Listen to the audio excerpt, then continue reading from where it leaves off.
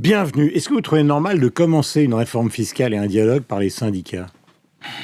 À condition, bien entendu... J'aime bien votre...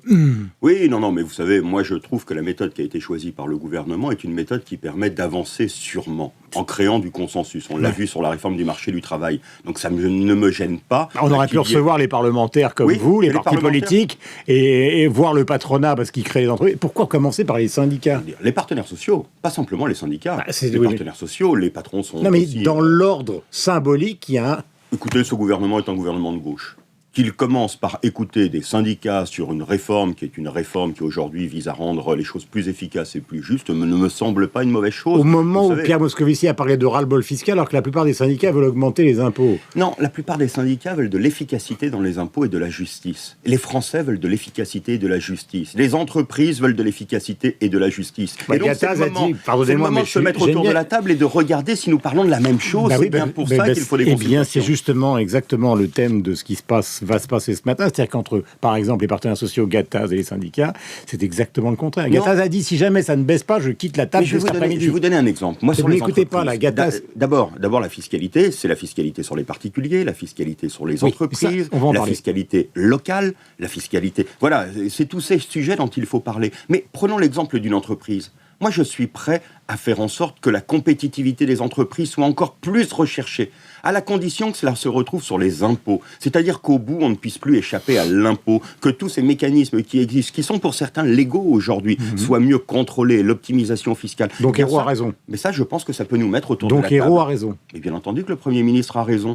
Et il engage, une fois de plus, une réforme qui est une réforme sans difficile. Vraiment prévenir le président et sans vraiment prévenir le ministre de l'économie. Écoutez, le président, je n'y crois pas une seule minute. Le ministre de l'économie, il y a un Premier ministre. Et ce Premier ministre, il est là pour donner des arêtes fortes à la politique, pour incarner une politique. Moi, je ne trouve pas ça. Vous seriez ministre de l'économie, vous sortiriez le monde en découvrant qu'il existe une réforme fiscale inventée par Matignon pour éviter un remaniement. Mais écoutez, je serais ministre de l'économie, je sortirais le programme de François Hollande plutôt que Le Monde. Et je regarderais qu'il y a marqué réforme fiscale dans le programme du président de la République. Et donc, je ne serais pas choqué. Mais le petit coup de fil n'existe pas. Mais si, mais il y a eu, bien entendu, les ministres ont été prévenus. Je vais vous dire, le président du groupe parlementaire a été prévenu avant que l'interview ne sorte. Et donc, le président du groupe parlementaire que je suis, s'il a été prévenu, croyez bien que les ministres concernés l'ont été aussi. Pardonnez-moi, c'est encore plus humiliant pour Moscou, alors. Mais non, il n'y a pas d'humiliation à rechercher. Il y a simplement un Premier ministre qui décide d'inscrire son gouvernement dans la réforme. Et c'est donc vrai c'est simplement une mauvaise humeur. Si l'initiative, je peux vous dire, si l'initiative avait dû venir des services, par exemple, du ministère qui conseille le ministre, je pense que les services n'auraient pas conseillé cela au ministre. Vous n'avez pas répondu sur Gattaz. Lui, par exemple, sur l'histoire du financement de la Sécu, il dit il y a 36 milliards que payent les entreprises, il y en a ras-le-bol. Donc si ça ne baisse pas, on part cet après-midi. Non, mais je pense d'abord que la politique de la chaise vide, ça ne mène à rien. Puis M. Gattaz, il commence à mettre des ultimatums un peu trop souvent. C'est les entreprises. Moi, je lui demande je lui demande de regarder les intérêts des entreprises. Et je pense qu'il ne lui échappe pas qu'un certain nombre d'entreprises commencent à se dire que ce discours est dangereux, que le discours de l'ultimatum permanent, et que l'on vit dans un pays où l'on a beaucoup d'avantages, et que nous sommes prêts demain à regarder toujours comment aller plus loin dans la compétitivité, mais pas à coup d'ultimatum, pas à coup de méthodes grossières comme celle que l'on connaît depuis maintenant plusieurs mois, qui vise à dire si on n'a pas ça, on s'en va. Vous voulez dire donc que cette opération, finalement, c'est tout à fait logique que Hérault ait inventé ça comme ça du jour au lendemain, et ce qui est anormal, c'est que Gattaz hurle. Mais c'est pas le contraire qui serait logique. Mais d'abord, non. Cette réforme fiscale, personne n'en avait entendu. Vous me dites, elle était dans le programme de Hollande. Bien entendu. Mais il y a 8 jours, personne n'en parlait. Si.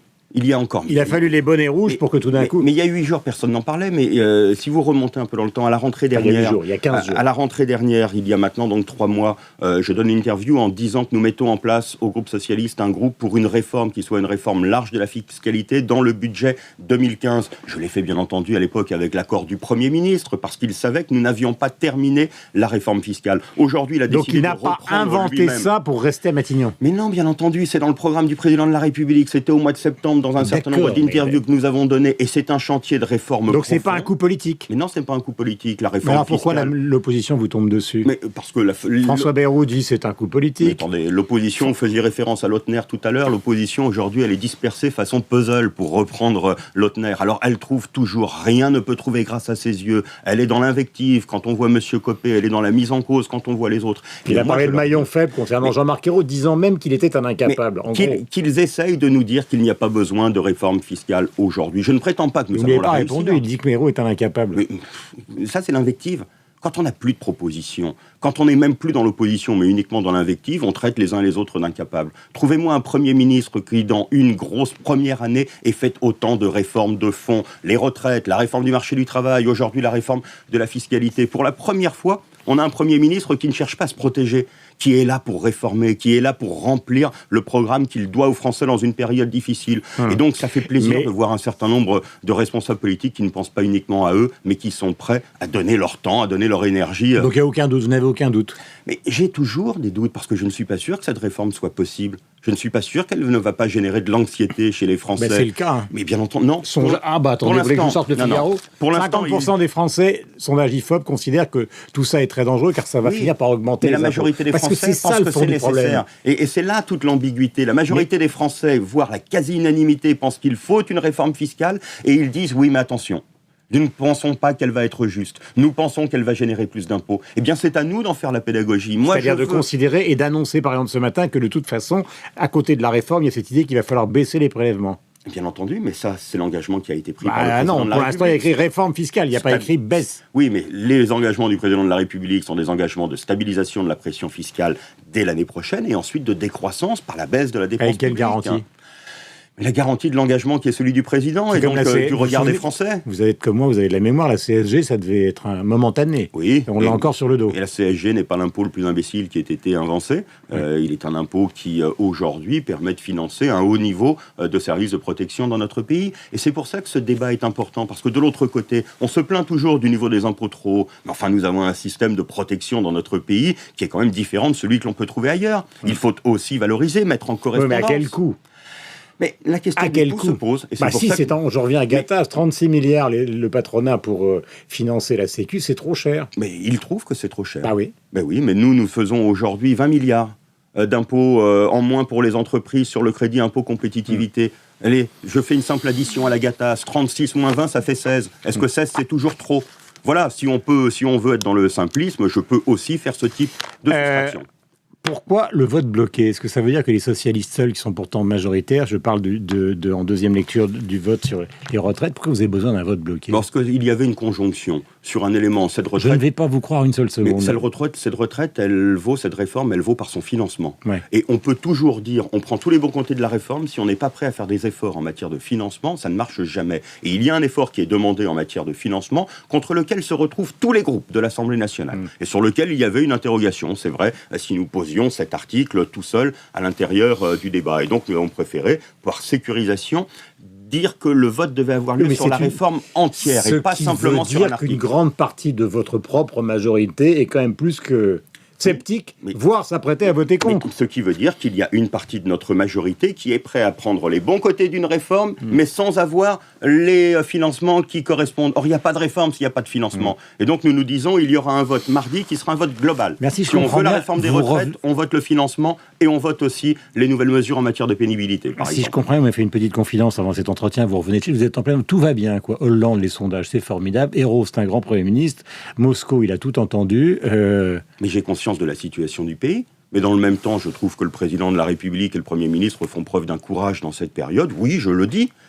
Je le dis et je dis... C'est pas de langue de bois, ça. Mais c'est pas de langue de bois. Quand on continue à faire des réformes profondes dont le pays a besoin, que vous me disiez en face que le pays n'a pas besoin de réforme du marché du travail, n'avait pas besoin de ça. Je vous dis que les Français contestent les réformes, contestent la hausse de la fiscalité. Je pense que les Français ont peur dans cette période de crise de ceux qui seraient des efforts supplémentaires qui leur seraient demandés. Et là, ils n'ont pas tort. Et c'est notre travail de faire de la pédagogie, que d'expliquer. Mais enfin, on ne va pas se mettre au garde à vous simplement en disant on laisse passer l'orage, on ne fait plus rien, tout simplement parce que le pays a peur. Est-ce que vous considérez... Quelle est l'idée du groupe socialiste Prenons la réforme fiscale, justement. Quelle est l'idée majeure pour vous ? Progressivité, justice. L'impôt dans notre pays... pratiquement. Mais pratiquement, c'est bien cela dont il s'agit. Simplification de l'impôt. Aujourd'hui, l'impôt est jugé très compliqué. Fusion ?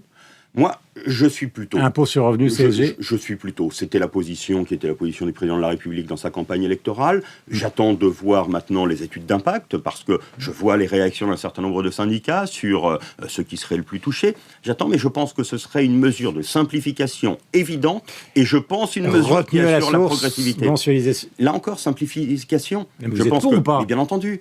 Bien entendu que je suis pour ce qui est le principe de la retenue à la source, parce qu'il permet aussi de limiter et de contrôler les niches fiscales. Et donc ça va vers la progressivité réelle et la simplicité pour les Français. Donc bien entendu que sous réserve aujourd'hui d'études d'impact pour regarder très précisément les effets d'une telle réforme, j'y suis favorable. Calendrier 2014, 2015, 2016, 2017, 2075. Mais le Premier ministre, avec une certaine le Premier ministre a dit qu'il faudrait que des décisions puissent être mises en application avant l'été. Le président de la République a ajouté que cette réforme était la réforme d'un quinquennat.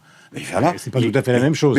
L'été et le quinquennat, c'est pas la même chose. Mais ça veut dire qu'il y aura des premières mesures très certainement dans le projet de loi de finances. On ne peut pas imaginer que sur ce type de réforme, tout se passe en l'espace d'un seul débat. Il y a des choses compliquées, techniques, par exemple, quand on parle de la fusion dont on parlait, il y a des éléments techniques de mise en œuvre.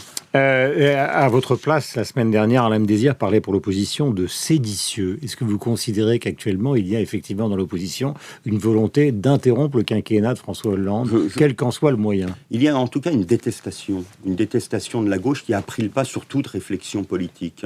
Et donc un procès en illégitimité, moi je les rassure, nous allons tenir. Et nous tiendrons. Et nous tenons bon. Et donc, s'il y avait cette volonté de sédition, elle ne trouvera aucun débouché. Nous allons continuer à réformer. Nous allons, mois après mois... Et vous êtes hostile à un remaniement? Non, mais le remaniement, c'est pas de ma responsabilité. Et donc, je vous parlais du principe, je ne vous demande pas de nommer des ministres. Mais à partir du moment où je viens de vous dire ce que je vous dis sur le Premier ministre... J'ai lu, comme tout le monde, des dizaines d'articles dans les journaux considérant que les parlementaires socialistes sont inquiets. Parce qu'il y a quand même les réélections qui sont... Mais bien entendu. Et ils préparent aujourd'hui les municipales, et ensuite ils vont commencer à réfléchir aux autres élections. Et ils avaient envie d'un remaniement. Mais est-ce qu'ils pensent que le remaniement pourrait aujourd'hui changer la situation sur le terrain? Non. Moi, je ne le crois pas. Je ne suis pas de ceux qui pensent qu'en changeant ici un homme ou une femme, on pourrait changer la situation. C'est les résultats à notre politique qui marqueront le retournement de l'opinion. Et donc, de ce point de vue-là, je ne peux pas vous dire ce que je dis sur le Premier ministre il y a 3 minutes pour vous dire le contraire 3 minutes après en vous disant que nous devrions en changer. Je ne suis pas sur cette idée. Et cette réforme fiscale qui a un impact politique, puisque c'était quand même la volonté de Jean-Marc Ayrault, est-ce qu'elle n'est pas en train de mettre de côté le succès obtenu par Laurent Fabius sur l'Iran, avec d'autres, bien évidemment? Des choses de nature différente, mais il y avait 7 pays. La France a pris toute sa part dans cet accord avec l'Iran, qui est, je pense, un bon accord pour la sécurité du monde. Il limite les possibilités de développement d'un nucléaire militaire, mais surtout, il donne pour la première fois une vraie capacité de contrôle. Nous verrons, il y aura dans 6 mois un point d'étape qui va être fait, mais je pense que nous pouvons valoriser cette présence de la France sur la scène internationale, tout en continuant à réformer. Les Français, ils attendent qu'on soit ici, en France, à leur côté. Merci. Vous avez appris le chinois? Bon, depuis quelques années, j'en comprends quelques mots, mais j'en parle peu. Genre? Au revoir, bonjour. Merci pour cette interview. Bruno Leroux sur l'antenne de Radio Classique et de LCI, donc de retour de Chine ce matin en direct avec nous. Passez la meilleure journée possible. Merci.